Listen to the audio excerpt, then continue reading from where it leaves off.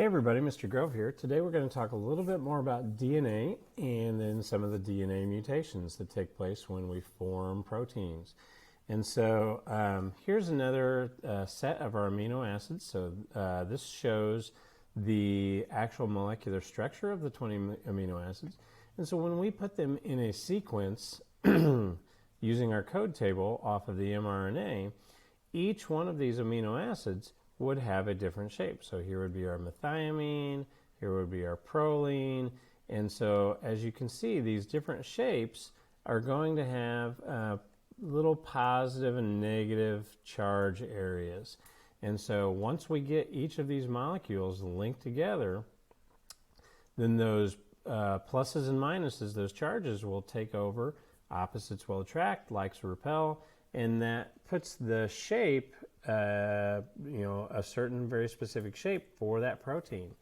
And so there could be hundreds or thousands of these amino acids linked together, and so that shape can be very unique and very complicated, and is the very function then of that protein is due to its shape.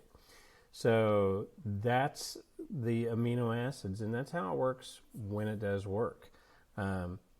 What we'll talk about now is the mutations. And so when we're putting that together, going from DNA to the RNA and then from RNA to the amino acid, there can be mistakes made. Polymerase is good, but it's not perfect, and so sometimes it puts in the wrong letter when it's replicating. Sometimes it puts in an extra letter or not enough letters. And so the first type of mutation is going to be substitution. Substitution is when we just switch one of the nucleotides. So we should have put a G here, and instead of putting a G, we put an A. Okay, or maybe it takes place in the DNA aspect. So it should have been CTT. We accidentally made it CAT, and so that changed the RNA, which in turn then would change the amino acid. And actually, with sickle cell, that is literally a one-letter mess-up. And so one letter between being normal or having sickle cell anemia. So that's substitution. Let's take a look at a substitution problem here. Okay, so if we do our normal, just doing everything normal, so at Greenville College, A's go with T's, T's go with A's, G's go with C's, that should fill us out. We want to make sure that we put U's in place of the T's for the amino acids. For the RNA, and then for the amino acid, we always want to use the mRNA on our code table. Okay, so why don't you pause the video for a moment? You can complete this chart on our normal gene, and then we'll unpause and then see how good you did. Okay, welcome back, and this should be what you have for an answer here. So as you can see, we're at Greenville College opposite here, and then our gene is the same as the mRNA. So ATG would be AUG, TCT, UCU, AAA, AAA, GAG, GAG, TAG, UAG. And so that's going to give us the start, serine, lysine, glutamic acid, and stop. So that is how it should normally be. Okay. Well, if we substitute, and so on that, let's work this problem. So what would be our new amino acid sequence if we changed base pair number 4? So we're going to change that from a T to a C. Okay, so it's a one substitution thing. And so for that, okay, we will go ahead and give you a chance to work that out. So if you want to pause your video, we'll see how you do. Okay, welcome back. And so this is what you should have had. So as you can see from our original strand up here, we had the first amino acid stayed the same. We changed base pair number 4, and that's what that's called. Okay, number 4, letter number 4. And that one changed and went from serine to proline. Base pair next amino acid did not change. The next amino acid did not change. The next amino acid did not change. So we only changed one amino acid in our substitution mutation. Okay, and so that's what we should have had. Now, the other thing that's interesting in substitution, so if this was our gene, okay, meaning this would be our mRNA, and that would give us this amino acid sequence. Here, if we substitute the fourth base pair, we change things, so we go from proline to alanine. But what if we would have changed instead of base pair 6? So instead of a C, we changed to a G. And as we go through all of that amino acid, we get to the bottom, or go through all that sequencing, get to the bottom, and we are still proline.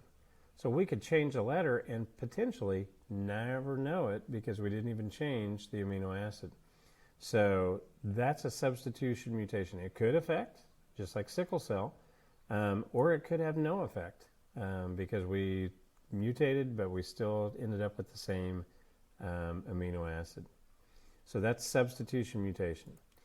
Insertion, what we're going to do is we're going to accidentally hit the same letter twice. So polymerase, whenever he was doing it in DNA replication, accidentally stuck an extra G in there, which means everything else shifts over. Now, when we're doing coding for amino acids, if there's not 3 for the triplet codon, we just kind of ignore it. So you can just kind of ignore the X there, or the G at the end. Okay, so why don't you pause and we'll see how this insertion mutation compares to what our original gene was. Okay, welcome back. So on this one, our insertion mutation is going to look something like this. Okay, so we still have a start because our mutation didn't take place till base pair between 3 and 4. Okay, but now things get really messed up. So if you look what our original one was, it was start serine, lysine, glutamic acid, stop. Now we are start valine, a stop in the middle, arginine and valine. This is totally messed up. So this is not the gene that it would be. There's no way that shape could be anything close to the original, and therefore that protein would be non-viable and not usable. So that is a serious thing, and so insertions and deletions are typically more dangerous of a mutation than what a substitution would be, because we're basically affecting everything downstream from the mutation. Okay, so let's try one last one, and this would be a deletion mutation. Okay, so this time we're going to go back to our original strand, and number 5 we're just going to take it out altogether, which means we'll have 2 instead of 3 at the end, so you can just kind of not worry about that one. And so let's see what you get for that one. Okay, welcome back one last time, and hopefully your deletion mutation looks something similar to what we got here. Again, first amino acid is still the same, but downstream of our mutation, everything else changed. So this one was changed, this one was changed, this one was changed. And so deletion mutations can be a very serious mutation as well, because there's no way that protein can have the shape that the gene intended it to have. So compared to substitution mutations, deletion and insertion are worse. Substitution can be bad, like in the case of sickle cell, 1 letter is all it takes to make sickle cell versus normal. But then at the same time, substitution could also have no effect whatsoever. So hopefully that will help you understand the types of mutations for DNA, and hope that was helpful.